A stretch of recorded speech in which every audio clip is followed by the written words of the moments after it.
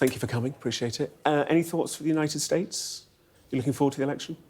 Oh, I love elections. I think this will be a case of early to bed, early to rise in terms of seeing the actual result of the election.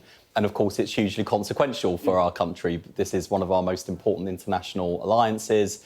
And as a government, obviously, we do not take a view on the outcome of the US presidential election.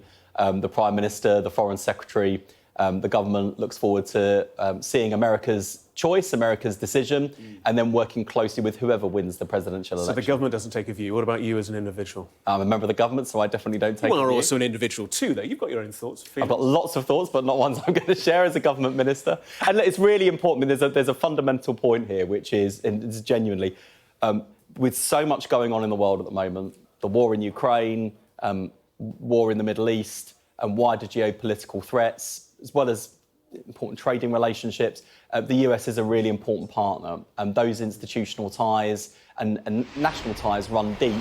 They are bigger and deeper than any one occupant of the White House, but it is really important that whoever wins, we have a good relationship, which is why the Prime Minister, the Foreign Secretary have been meeting with both candidates and their teams in the run-up to this election. The other outcome of the last election in the United States was not just a new president, but also violence. Are you concerned that that could be replicated this year? I think America has a proud tradition, as we do and lots of democracies do, of ensuring a smooth transition to power and solving our differences at the ballot box. And I think that's what sets us apart as democracies. And I'm sure that America and the American people will uphold that fine tradition in the coming days. Here in London, you want to talk about vaping, smoking.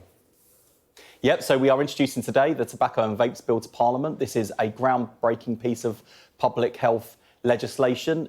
It will mean that we are creating the first ever smoke-free generation in our country. So children growing up in our country today will never legally be able to buy cigarettes. We're extending the smoking ban to outdoor spaces, schools, hospitals, children's playgrounds, and we're clamping down on the scourge of youth vaping with licensing, tougher enforcement, ban on the marketing of vapes to children and young people, the sort of packaging and flavours we've seen. This was happily an area of broad cross-party consensus. This is policies that were started off by the previous government. Yep, I first proposed the generational ban for children when I was the Shadow Health Secretary. To my delight and surprise, Rishi Sunak took it up as Prime Minister and Conservative leader. I hope that cross-party support will sustain a new leader of the Conservative Party, but we'll find out in the coming weeks. Lots of talk about pub gardens. Will people be able to vape, be able to smoke and have a pint? We're not going ahead, or not proposing to go ahead, with a ban on outdoor hospitality. This was a leak of a government discussion over the summer, and one of the few happy consequences of government leaks is that, as a result, we've been having a really good debate about whether or not it would be proportionate. Because on public health measures, we're trying to weigh up three things. What are the upside benefits for public health? And then on the potential downsides, what are the downsides on people's liberties or people's livelihoods? And is the balance in the right place? I think people know the UK hospitality sector has taken a battering in recent years, and we don't want to add to their pressures, so we're not proposing to go ahead with an outdoor hospitality ban at this time. The government sets the rules. Also, potentially leads by example. Do you ever take a vape? Have a cigarette? No, I've never smoked apart from a shisha on holiday, which, by the way, I did not know at the time, and now I should say for the record, really harmful. Actually, it is the equivalent of smoking a very large number of cigarettes in a small setting. So now I know the risks. I probably wouldn't do it again. But yeah, no, I've never smoked and never vaped otherwise. There was lots of talk that this week you're going to be talking about small boats. Instead, talking about vaping, talking about smoking, talking about tuition fees. Are you trying to bury some bad news? No, I think we just got a lot on. We're a new government, still relatively new. 1,200 people arrived last week. Four months in. Well, look, on small boats, I mean, I'm glad the Prime Minister and the Home Secretary were out on this yesterday morning, setting out the steps that we will take, I think, in very practical sense to clamp down and to deal with the problem at source. We shouldn't lose sight of the fact that over the summer, I think we saw the biggest single number of deportations in a single day over the summer.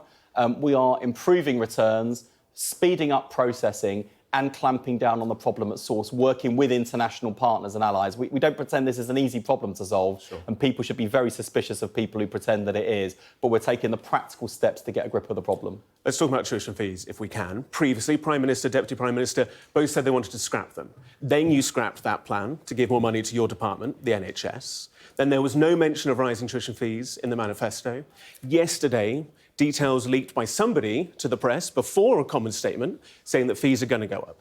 Universities say they need £12,000, £13,000 to make ends meet. You put them up by £300.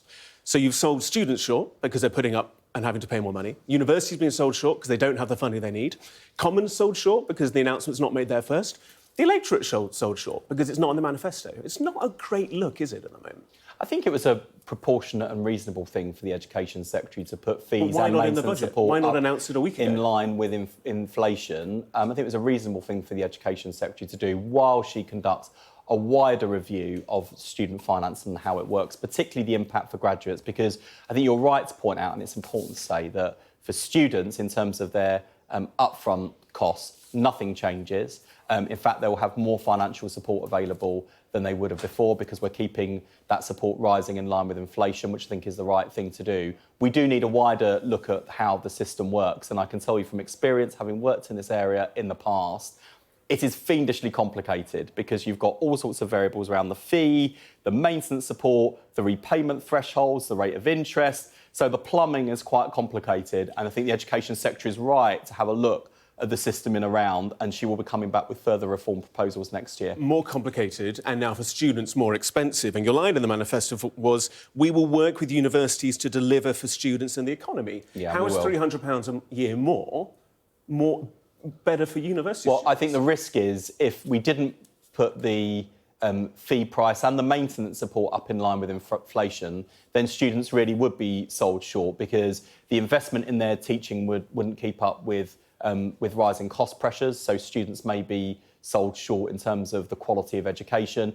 And of course, the maintenance support wouldn't rise, and I think there are lots of students who are dealing with cost of living pressures like everyone else at the moment, and I think would feel sold short. So, with that in mind, would they have ever voted for Labour and higher fees? If you'd put that in your manifesto, would they have voted for it? Well, to be fair, I think there are a whole number of things that go up in line with inflation that don't appear as manifesto commitments, including positive support, including maintenance support for students that we didn't put in our manifesto.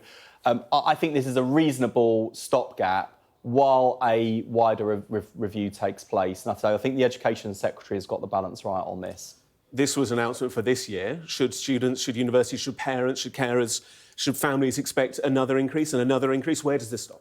I think at this stage, given the Education Secretary has said she wants to do a wider review of how the student finance system works, this is actually a really good opportunity for universities, for students, for graduates to feed in how they would like to see the system change. Because actually the biggest group I'm worried about at the moment aren't even students or universities, it's graduates whose marginal rate of taxation is quite high. So those are a whole number of things that the Education Secretary wants to look at.